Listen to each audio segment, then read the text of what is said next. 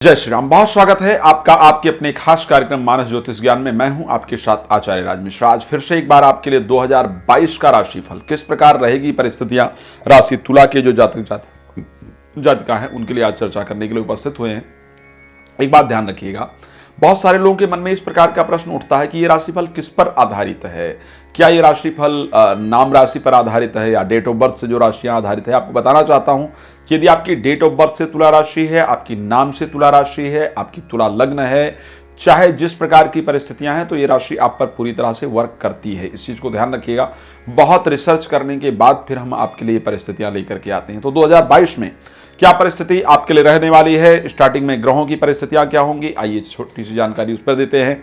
तो आपके राशि स्वामी शुक्र गोचर करेंगे। स्टार्टिंग में अगर देखा जाए थर्ड हाउस के अंतर्गत सूर्य के साथ गोचर करेंगे और केतु मंगल सेकंड हाउस में गोचर करेंगे। बुध और शनि फोर्थ हाउस में गोचर करेंगे।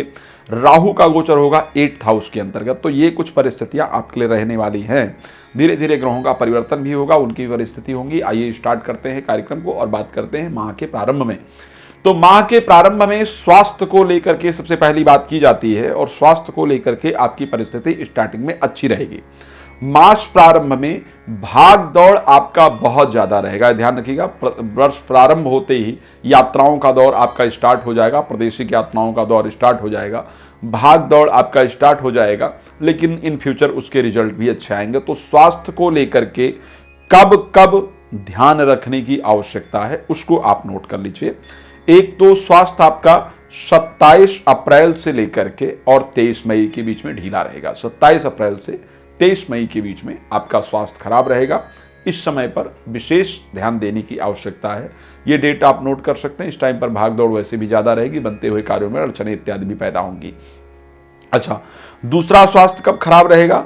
दूसरा स्वास्थ्य खराब होने का जो समय है वो है 18 जून से लेकर के, आप ये भी नोट कर सकते हैं, 18 जून से लेकर के और 17 जुलाई के बीच में। 18 जून 17 जुलाई ये भी स्वास्थ्य को लेकर के परिस्थिति खराब होगी। इस टाइम चोट दुर्घटना के भी योग निश्चित रूप से बन रहे हैं और बनते हुए कार्यों में अड़चने भी होंगी, मानसिक अशांति भी रहेगी। तो ये दूसरा टाइम है जो आपके स्वास्थ्य को प्रॉब्लम देने वाला है। तीसरा जो समय स्वास्थ्य को लेकर के आपका खराब दिख रहा है इसके अंतर्गत, वो समय आपका है 24 सितंबर से लेकर के और 18 अक्टूबर के बीच में। 24 सितंबर से 18 अक्टूबर का जो समय है ये भी स्वास्थ्य की दृष्टि से आपका अच्छा नहीं है। तो मैंने जो 3 स्पेशल समय आपके स्वास्थ्य को लेकर के खराब हैं उनको आपको दर्शा दिया है। इस समय पर आपको स्वास्थ्य को लेकर के ध्यान रखने की आवश्यकता है। अब आगे चलेंगे और किस समय आपका किसी से प्रेम संबंध बनने का संयोग है इस पर जानकारी देने का प्रयास करेंगे। तो प्रेम संबंध जो बनने का संयोग आपके उसमें दिख रहा है 31 मार्च से लेकर के और 27 अप्रैल के बीच में, 31 ऑफ मार्च से 27 ऑफ अप्रैल के बीच में किसी के साथ आपके प्रेम संबंध का जो संयोग है बन रहा है। इसी टाइम पर संतान का संयोग भी बन रहा है। यही टाइम वो होगा जब एजुकेशन पर बच्चों का भी विशेष फोकस रहेगा। ये समय आपका इस प्रकार का होने वाला है। अच्छा, दूसरा एक समय आपके लिए जो महत्वपूर्ण है जहां पर प्रेम संबंध का योग बनता हुआ दिख रहा है, वो समय आपके लिए जो होगा वो समय होगा 31 अगस्त से लेकर के 24 सितंबर के बीच में। इस समय पर आपके प्रेम संबंध का जो संयोग है वो बन रहा है। तो स्वास्थ्य को लेकर के और प्रेम संबंध को लेकर के 2 समय पर हमने यहां पर चर्चा कर लिया है। अब आगे चलेंगे। इन दोनों परिस्थितियों से आगे बढ़ने के बाद देखते हैं कि कार्य क्षेत्र को लेकर के आपकी परिस्थिति किस प्रकार रहने वाली है इस वर्ष में। अगर देखा जाए कार्य क्षेत्र की परिस्थिति में देखा जाए तो अगर व्यापार करते हैं तो निश्चित रूप से काफी उतार चढ़ाव आपको देखने को मिलेगा और वो भी स्टार्टिंग में करीब करीब अप्रैल में अगर हम बात करें तो अप्रैल में 30 तारीख से पहले तो इस प्रकार का मन भी आपका करेगा। बहुत जब मेहनत करेंगे, करीब पसीना बहाएंगे शरीर का, मजदूर की तरह जब मेहनत करेंगे तब जाकर के कहीं आपको रिजल्ट की प्राप्ति कार्य क्षेत्र में होने वाली है। काफी उतार चढ़ाव 30 अप्रैल से पहले रहेगा और इवन मन यहां तक करेगा कि सब कुछ छोड़ छाड़ करके बिजनेस को उठा करके बंद कर दिया जाए, संन्यास ले लिया जाए छोड़ छाड़ करके। मतलब बिजनेस से संन्यास, ऐसा नहीं कि गृहस्थी से संन्यास लेने का मन करेगा, बिजनेस से संन्यास ले लिया जाए। इस प्रकार का जो विचार है वो मन के अंतर्गत मास के वर्ष के जो प्रारंभ के समय है 30 अप्रैल तक का, उसके बाद आएगा। लेकिन 30 अप्रैल के बाद जो परिस्थिति है कार्य की वो आपकी अच्छी होगी।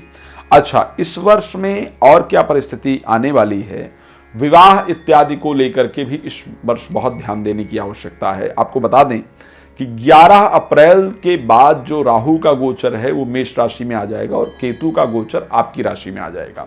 11 अप्रैल के बाद राहु का गोचर आपके 7th हाउस के अंतर्गत हो जाएगा, केतु का गोचर आपकी राशि में हो जाएगा। अगर इस परिस्थिति को लेकर के हम बात करते हैं तो ये भी आपके लिए बहुत अनुकूल परिस्थितियां नहीं है। यहां पर वैवाहिक जीवन को तोड़ने का काम राहु करेगा, अचानक अपने रिलेशन में प्रॉब्लम पैदा करेगा। ये परिस्थिति 11 अप्रैल के बाद होगी। अपने रिलेशन को तोड़ने का काम करेगा, विवाह को तोड़ने का काम करेगा, क्रोध इत्यादि अत्यधिक उत्पन्न करेगा, इवन सुसाइड इत्यादि तक करने का मन जो है वो यहाँ पर बनता हुआ दिख रहा है। तो ये परिस्थितियाँ आपके लिए रहेंगी। वैवाहिक जीवन को लेकर के स्टार्टिंग समय ठीक है, लेकिन उसके बाद की परिस्थिति आपके लिए बहुत अच्छी नहीं दिख रही है। हाँ, भाग्य का सपोर्ट जरूर इस वर्ष मिलता हुआ आपको नजर आ रहा है। स्टार्टिंग में शत्रुता वाला काम करेंगे कुछ मित्र, और 13 अप्रैल के बाद शुगर की जो परिस्थिति है वो आपको परेशान करेगी। 13 अप्रैल के बाद शुगर होता हुआ दिख रहा है। तो ये इस वर्ष के जो परिस्थितियां रहने वाली है वो दिखती हैं। अगर हाइलाइटिंग्स पॉइंट की इस वर्ष हम बात करें तो एक तो बहुत पॉजिटिव हाइलाइटिंग्स पॉइंट इस वर्ष आपके नहीं दिख रहे हैं मुझे। स्टार्टिंग में संतान का संयोग निश्चित रूप से बन रहा है। जिनको संतान नहीं प्राप्त हुई है, संतान की प्राप्ति का संयोग हाइलाइटिंग्स पॉइंट है। अपना एक खास मित्र आपको धोखा देगा, ये आपके लिए हाइलाइटिंग्स पॉइंट है। विवाह में तनाव दिक्कतें उत्पन्न होंगी, ये हाइलाइटिंग्स पॉइंट है। क्या किया जाए इसके लिए जो परिस्थितियां बेहतर हो सके। आपको जब विवाह में दिक्कत आती है तो एक सफेद चंदन की जड़ लेकर के और एक अश्वगंधा की जड़ लेकर के, एक अश्वगंधा की जड़ चांदी के ताबीज में, सफेद चंदन की जो जड़ है उसको लोहे के ताबीज में डाल करके और आपको धारण करके रखना है। ये आपकी परिस्थितियों को अनुकूल करने के लिए बहुत होगा। कोई अन्य जानकारी चाहिए हो, नंबर डिस्क्रिप्शन में दिया जा रहा है, आप इस पर कॉल कर लीजिएगा, आपको जानकारी प्राप्त होगी। जो उपाय इत्यादि कराने हैं वो भी संस्था के माध्यम से आपको निश्चित ही प्राप्त होंगे। तो आज अपनी वाणी को यहाँ पर विराम देता हूँ, फिर नए कार्यक्रम के साथ आपके सामने हाजिर होऊंगा। जय श्री राम, बहुत धन्यवाद।